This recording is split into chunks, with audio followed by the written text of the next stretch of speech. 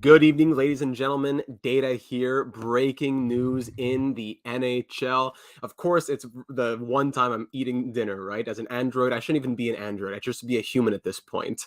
Bo Horvat, one of the biggest trade chips that everyone's been talking about, traded from the Vancouver Canucks this evening to the New York Islanders. Gutsy move from Lou Lamoriello in exchange for Anthony Beauvillier, Aatu Raty, I know I'm probably pronouncing that wrong. I've heard it pronounced many different ways.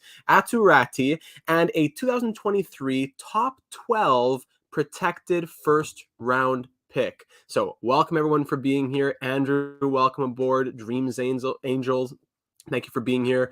I'm really just scrambling. I scrambled downstairs to get this going. So I'm just still pulling up a few windows here. So give me a few seconds there. But thank you everyone for joining in. Islanders win. L trade. There's a few different thoughts out here. And is this not funny that Brauskiego raises the point here? Is it not funny that Lou gets the guy that he lost for Corey Schneider back in 2014? That's funny because Lamoriello gets back in 2014 it was the Jordan no, I'm sorry, I'm thinking about Jordan Stahl and the Bo Bennett trade. Bo Horvat, Bo Bennett. No. I'm thinking about the trade that was just a straight up first round pick for Corey Schneider, and that first round pick to Vancouver became Bo Horvat. Yes. Kronos, welcome. Of course, Cameron, yeah, good point here. The only reason some of us know Aatu Raty is because he's on franchise mode NHL 20.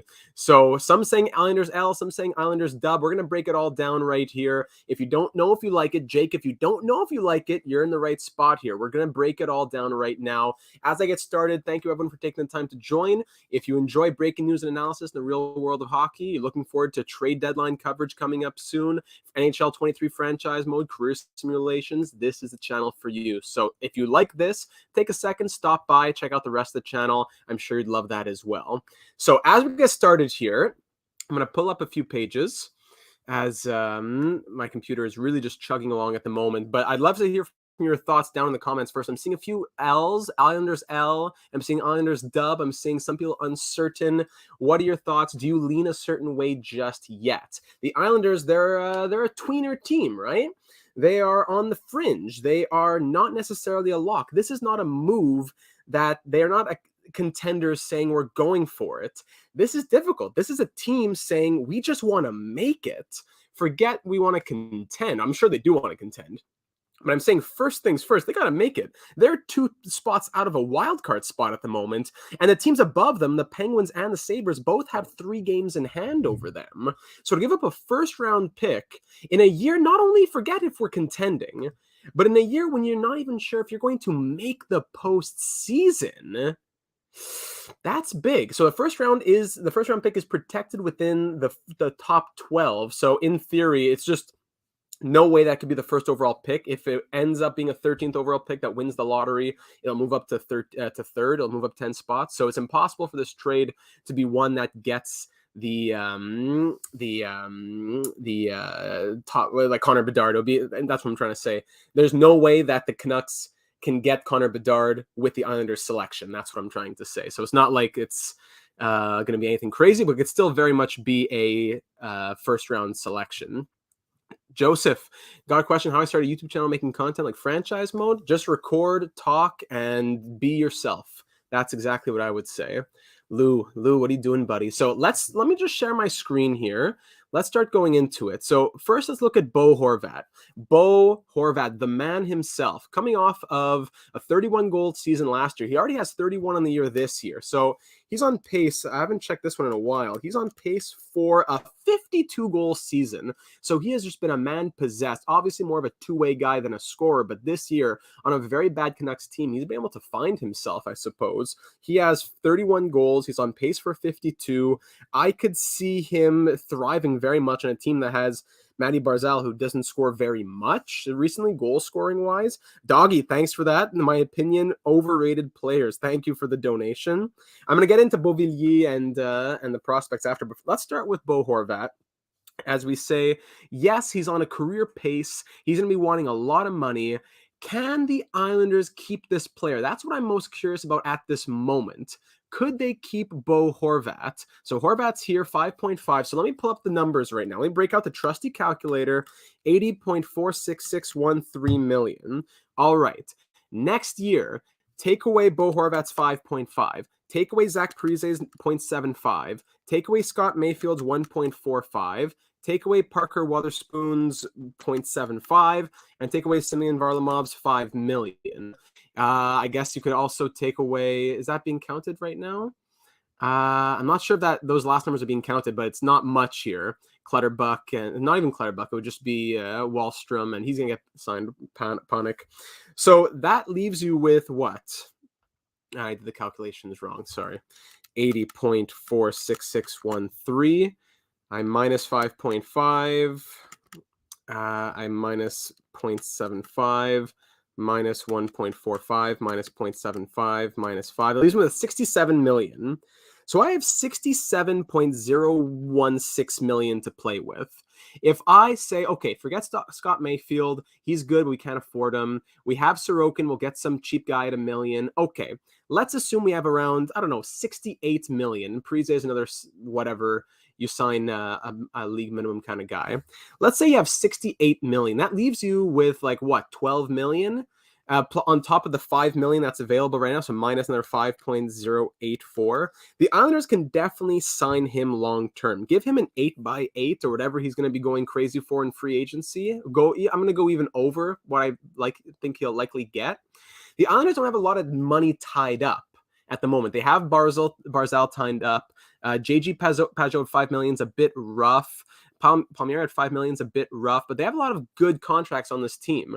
They're core defensemen. They have very solid D at not a huge cap hit. Dobson 4 million, Pelech 5.75. Anders Lee, who's on a great 40-some goal pace of his own, 7 million. They definitely have the ability to re-sign him. That I'm not gonna speculate of, oh, would they be able to? They definitely can. Now Vancouver, they get some more cap relief, as I'm not sure what they're going to be trying to do exactly in the off season. They don't really have much to do aside from re-signing a few of the minor players. So I'm not really looking at the cap situation on Vancouver too much. I'm going to close that tab. The pick being protected, Jake, the pick being protected means that if it is a top 12 pick, if that pick ends up being between number 1 and 12, the first round pick will get bumped. I would presume to a first round pick next season. If that pick is anywhere 13th or after, Vancouver gets New York's first round pick in 2023.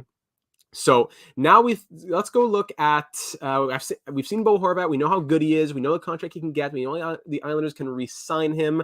Where does he fit into the lineup now? If I look at the depth charts here, if you want to say that Barzal's still your number one guy and you want to use Horvat as your second line center, that's very good.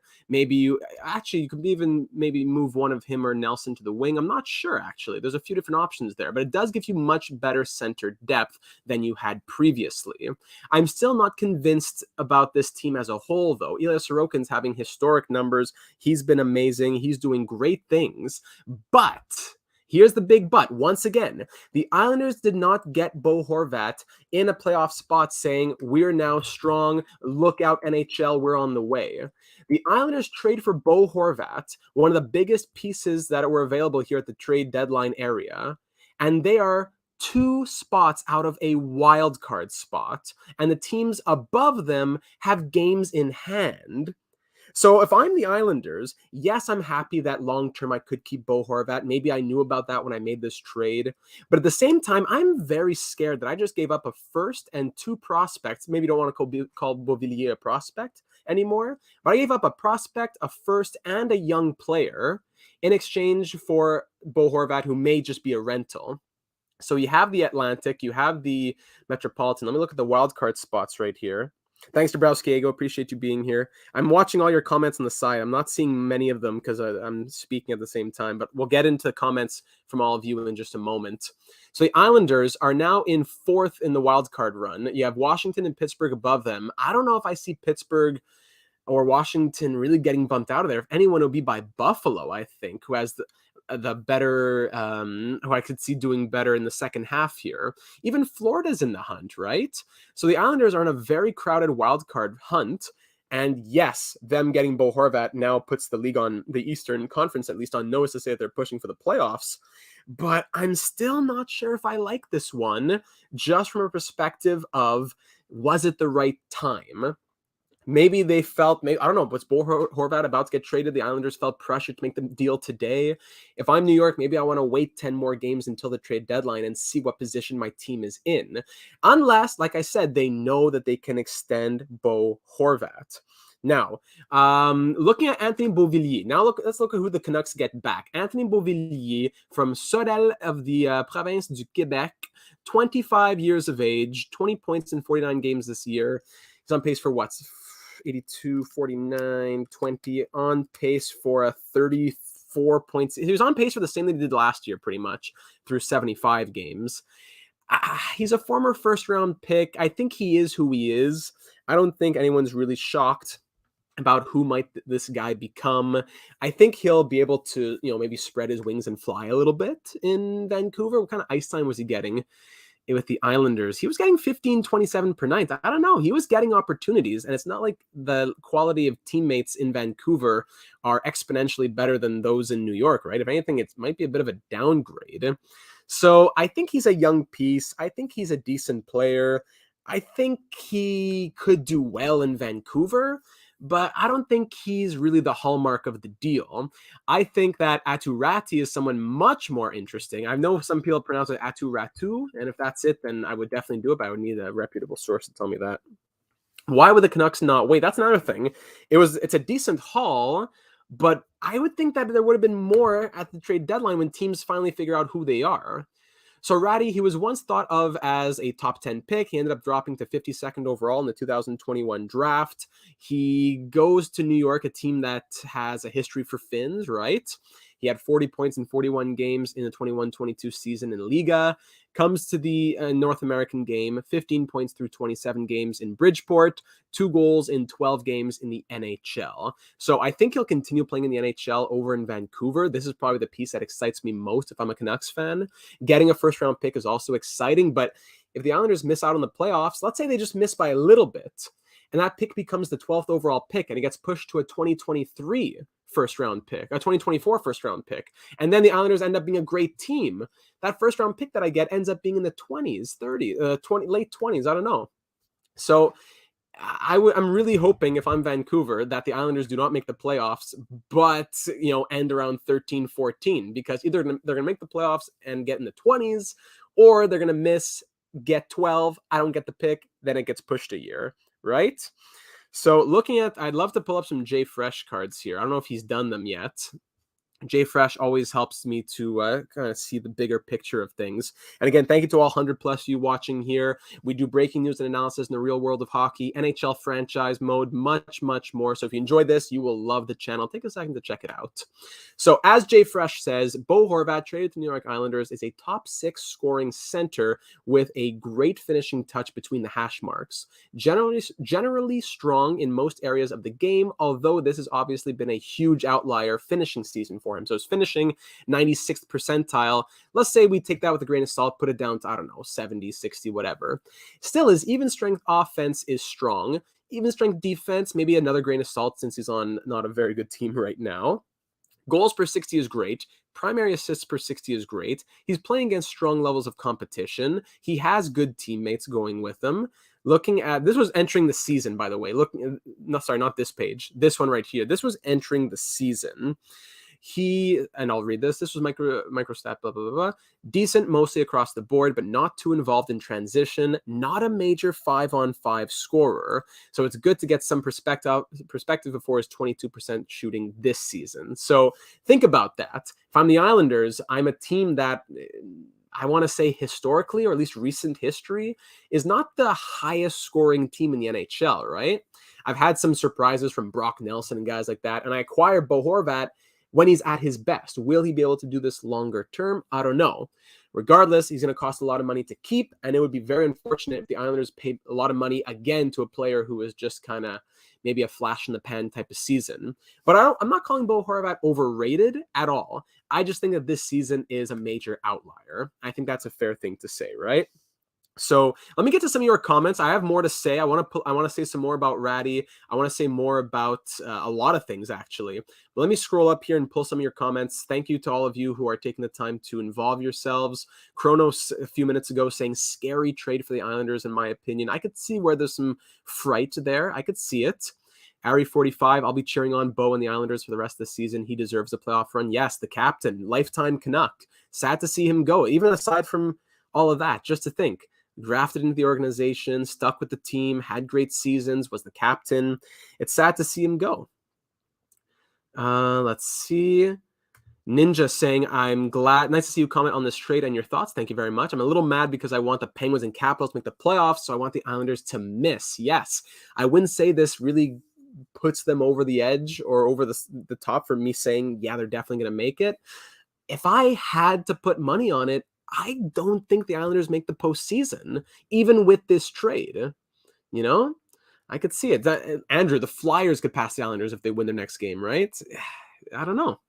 I don't see Beauvillier fitting with Rick Tocchet. Another good point there from Andrew. Interesting from Figgy, who says there might be too many rentals on the market come the deadline, so you might see some underselling. So it'll be interesting to see at the trade deadline, was this price tag on Bo Horvat actually more or around the same that they would have gotten? Or I don't know. I feel like it's a bit of an undersell. Like Tic Tac says, surely they would have been better off waiting until Ryan O'Reilly and other big-time rentals set the market and then flipped Horvat. It's not like they were in a rush. He would have moved either way, you know?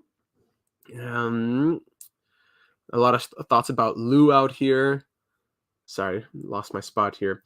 Brooklyn boy, Lou had to make a move. I like it. We needed help on offense, plus new arena. Yep. And he's tough. We've been soft. Again, I hope, not hope, but like I would love the Islanders make the postseason. I just don't think this does it just yet. Walter thinking this seems like one of those moves that doesn't seem to do much for either team. Beauvillier is not huge. You get Raty, you get a first. I don't know. The more I think about it, I'm not liking the return for the Canucks as much as I thought I may have when I first thought Beauvillier and everybody else. Canucks get a decent young NHL player, good top prospect, and a mid-first in a deep draft. Don't see how a rental can get much more than that. I like what you say there, Figgy, and historically you're not wrong, but you got to think about what rentals have gotten in recent trade deadline years. You know, if Ben Sherratt can get unprotected first-round picks and a prospect and all that, you would think that Bo Horvat on pace for 50-plus goals could get more than just, I don't know about top prospect, a good prospect, decent NHL player, yes, and a mid-first and a deep draft. It's not a horrible return. I'm just saying, I don't know. Horvat was supposed to go to the All-Star game for the Canucks. Who's replacing him? Good question there. EJB with a big comment here. Bad trade for the Isles. They just destroyed their future for the next 5 to 10 years. Whew, big statement right there. Rocket Scooby-Doo. Data, do you think that with this trade, the dominoes will start to fall or teams will still wait until the last week of the deadline? Like, if I'm the Islanders, I would have waited a bit more just to see what is my team up to. Or are you saying, like, let's stop it before it gets too late and let's fight for it now? I see the rationale for the trade now, but I don't see the rationale for the Canucks kind of underselling at this point when they could have gotten more in my eyes. Jake saying, I think Bo might be a little overrated. Look at his past seasons, only 50. So that's why I bring up my point that I said previously. I wouldn't say he's overrated. I just think that this season's a bit of an outlier. I think he's a very solid and consistent and reliable NHL player. I just think that he's not going to be on pace for 50 goals many more times in his career, if I have to be honest, right? Let me keep scrolling here. EJB still thinking Lou messed up the team. Poor Lou. Yeah, Tic Tac saying, does this deal make sense for the Isles if it's just a rental? If it's just a rental, it's a big price, but at least it's a bit more conceivable as to why the Canucks took it. If Bo said, I'm definitely not signing with this team. But if Bo said he was open to signing, then you would think the Canucks could have gotten more if that was knowledge, right? If that was known, a known fact.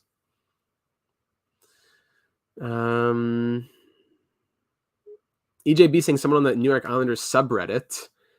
leaked the trade hours before and said that an extension was already negotiated. So that would explain maybe why the trade had to happen now, but I'm still not sure if it explains why the Canucks couldn't get more, especially if they knew that he was going to extend, right? I don't know. Andrew, what do you think the Bruins would have paid for Horvat? Excuse me, the Canes, the Kraken. It seems underwhelming for the market. I'd have to go in and think a bit more deeply about each team's prospect pool.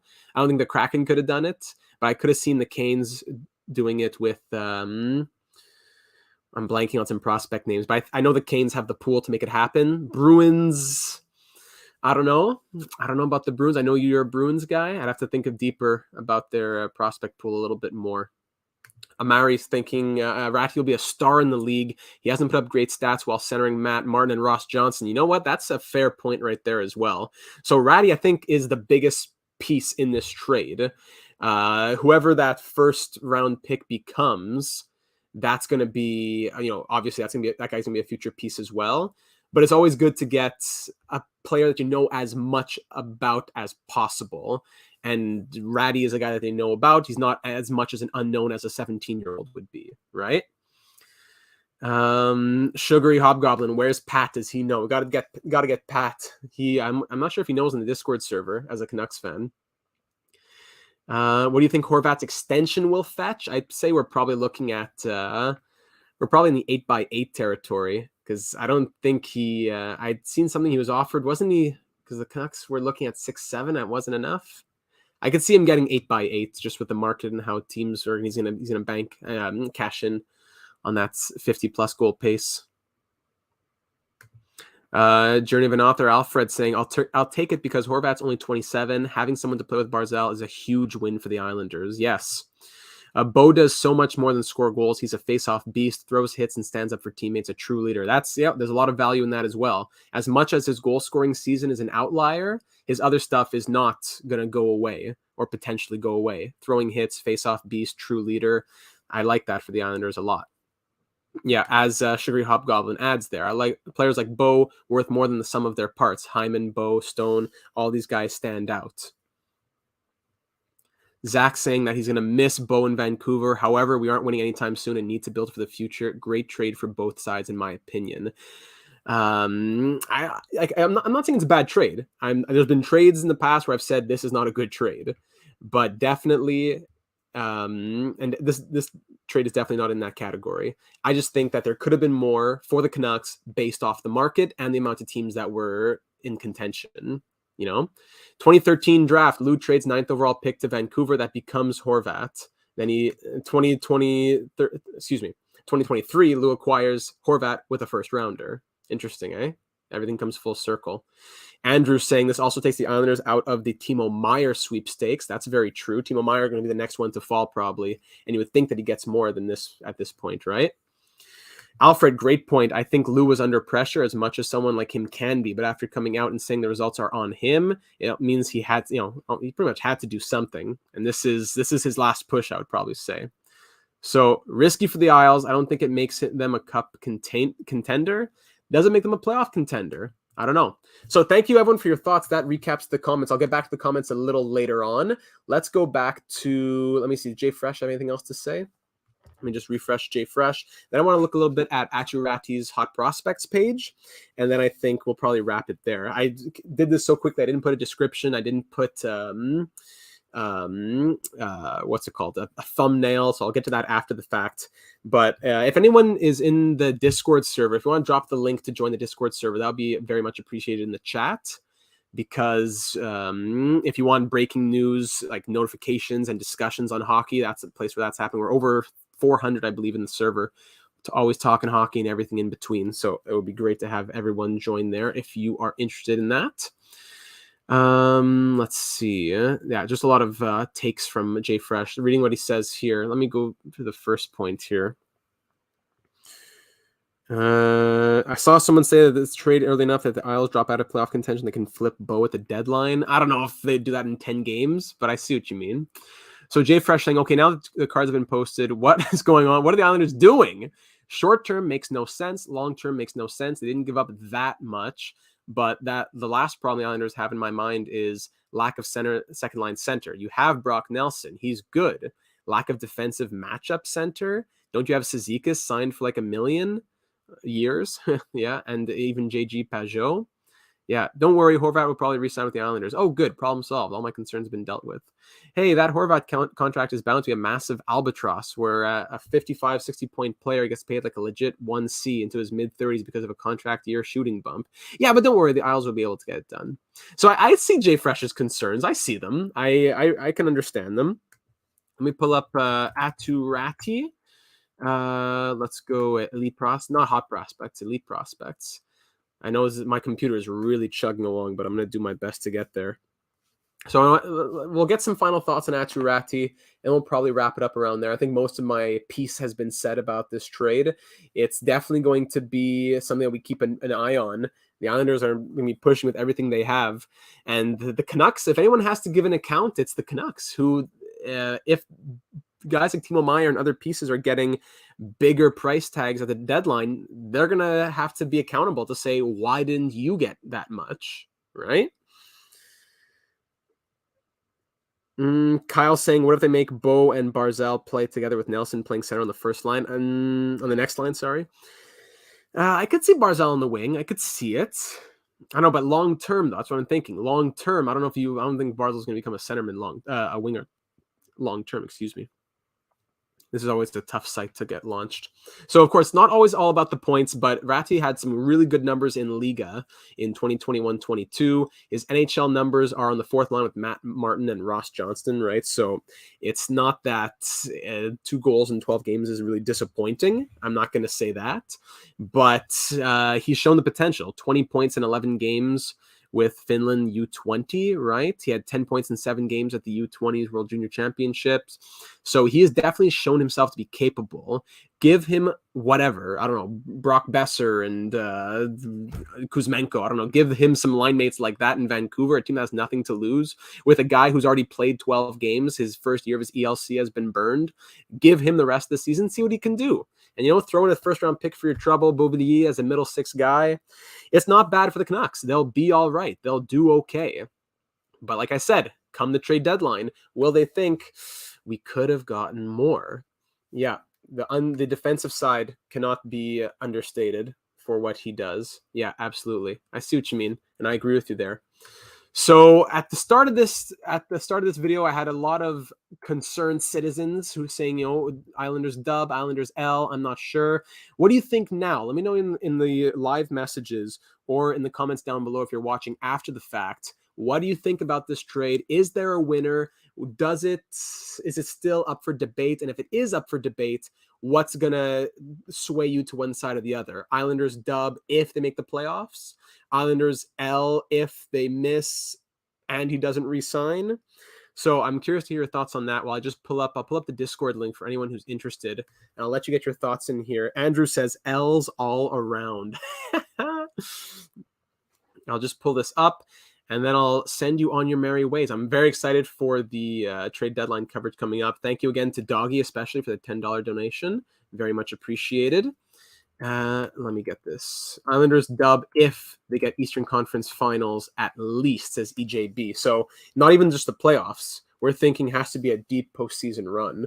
So there's a Discord server in the chat. If you're watching after the fact, it's going to be in the description. But if you want to join for breaking news and all that stuff and discussions, it's going to be over. That's over on our Discord server. We'd love to have you join us. And of course, subscribe if you haven't already for all breaking news and analysis just like this, as well as NHL 23 franchise mode, career simulations, hockey card content, and much, much more. If you enjoy this, I'm sure you'll like everything else here on the channel.